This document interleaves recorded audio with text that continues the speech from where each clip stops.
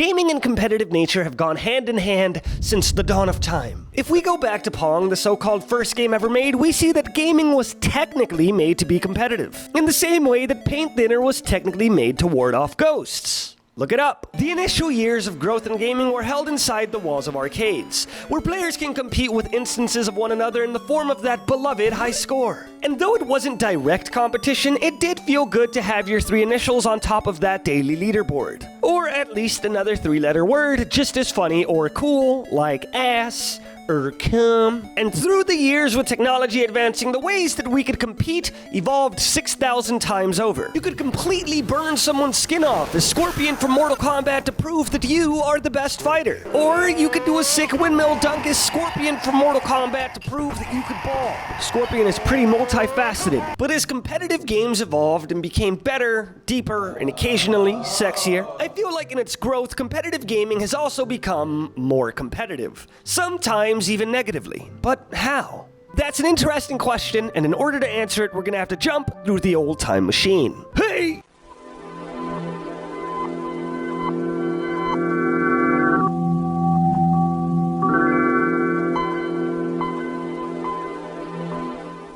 It's the year 1996, and it is a gigantic year for just about everything. The Summer Olympics are going on, Oprah just started her famous book club, and Pokemon is being released into the world. Not that weird Pokemon Master sex bullshit that was trending on Twitter. The original. But with all these wonderful things going on, it's understandable how the most important one got swept right under the rug. No, I'm not talking about Dolly the sheep being the first mammal to ever be successfully cloned, which is completely real, by the way, look it up. I am talking about the first ever serious competitive gaming tournament for a game that came out 5 years prior. A game so influential that we're still feeling the ramifications of it to this day. I'm of course talking about Street Fighter II. Street Fighter II was a revolution in competitive gaming because alongside this being the most graphically impressive shit available at the time, it was also a form of competition like the world had never seen before. It popularized the concept of direct, face-to-face competition between players instead of just relying on high scores. And much unlike the first Street Fighter game released, this game did not suck balls.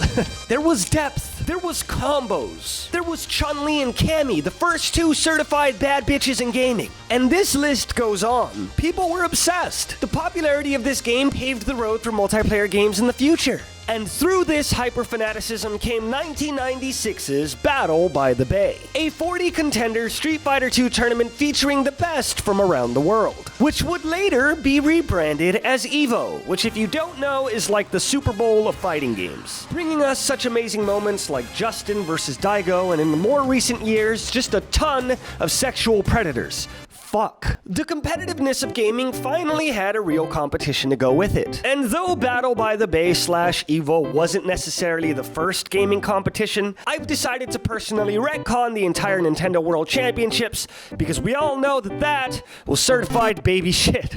Now, as EVO started snowballing during the second half of the 1990s, the world didn't just stop spinning. Technology was advancing faster than ever. And with it came internet connectivity and the ability to play with each other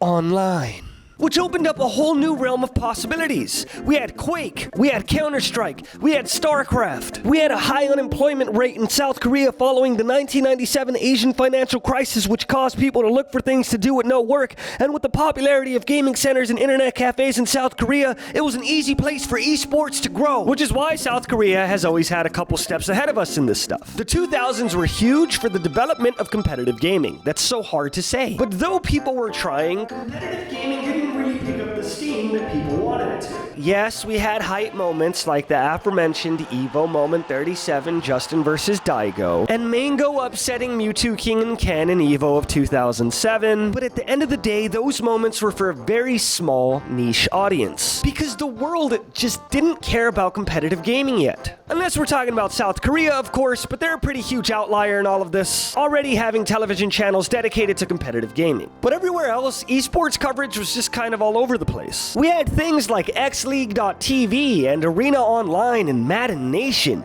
Ew.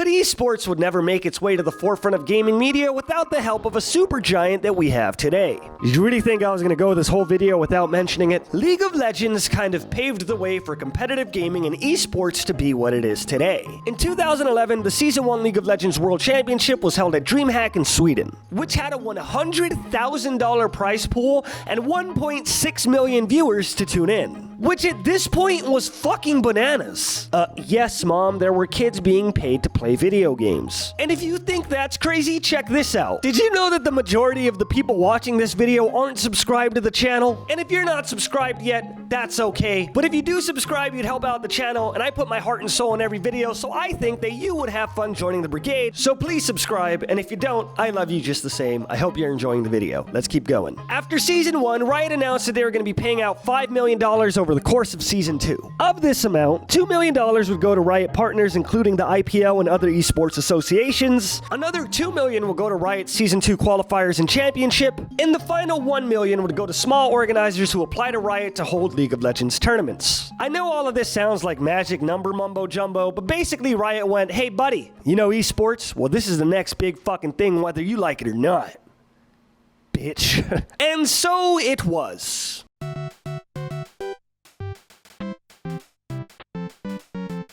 You didn't really think it was over, right? At the same time all of this was happening, the internet was still evolving and live streaming content came to be. Which is kind of an understatement, because what I mean is that live streaming took over the fucking planet. At least in gaming. Starting with Justin.tv, which eventually turned into Twitch.tv, which eventually turned into Mixer. Just fucking kidding. Live streaming became the forefront of gaming media because now it wasn't just about watching events. You could see the pros practice. You could see the pros play. You could see the pros eat. You could see them eat often. And building this parasocial relationship with top-level gamers has become such a lucrative business that gaming media has switched from just quirky gamers having a good laugh to top-level gamers showing you how to min-max your rotations or your items or your skills or something. Which leads us to today. Watching top-level gamers do what they do best is fucking amazing. I ingest stream content regularly because I myself enjoy seeing how to get better at League of Legends, or Tekken, or NBA Jam. But somewhere in the sauce that is competitive gaming, we've reached a point where it has hindered our ability to enjoy games half the time. And now is the point where we break into a few little topics so we can explain what I mean. We got number 1, which is meta. We got number 2, which is ranks. And we got number 3, which is community/toxicity. Let's jump into number 1. Meta is something that is innately built into every competitive game because you might have to sit down for this one, but balance isn't possible. There will always be one character or one item or both that is just miles above the rest. And though patching can circumvent the issue by making things stronger or weaker and making some of the game's content, worth touching, it's no secret that metas just aren't fun. Whoa, how many characters are in Tekken 7? 36? That's crazy because I've only seen fucking 2 of them. I can't wait to select my favorite character, Bumblefuck. Oh, what's that? Is my team yelling at me because he's bad? And even in those instances where you do choose your off-meta characters, you're quickly reminded as to why they're benched. Oh, you like the guy with the boxing gloves? That's cool. My favorite character is the one with 2 jetpacks, 4 guns, a lion, the ability to go invisible, and a fucking bomb. Being constricted and limited into a meta is not a fun part of competitive games at all. I don't think anyone likes to be forced into being something they're not. That is literally the plot of High School Musical, which I just watched, by the way. It's a banger. Number 2, we got ranks/needing to win. Let's be honest, ranking is something that has kind of drawn too much importance recently. Because now we have a statistic that basically tells you where you belong in our society. What? You're bronze? Ew, get away from me. Iron? Oh god, I can feel my IQ decreasing just by talking to you. Me? Don't worry about me, bro. I'm silver.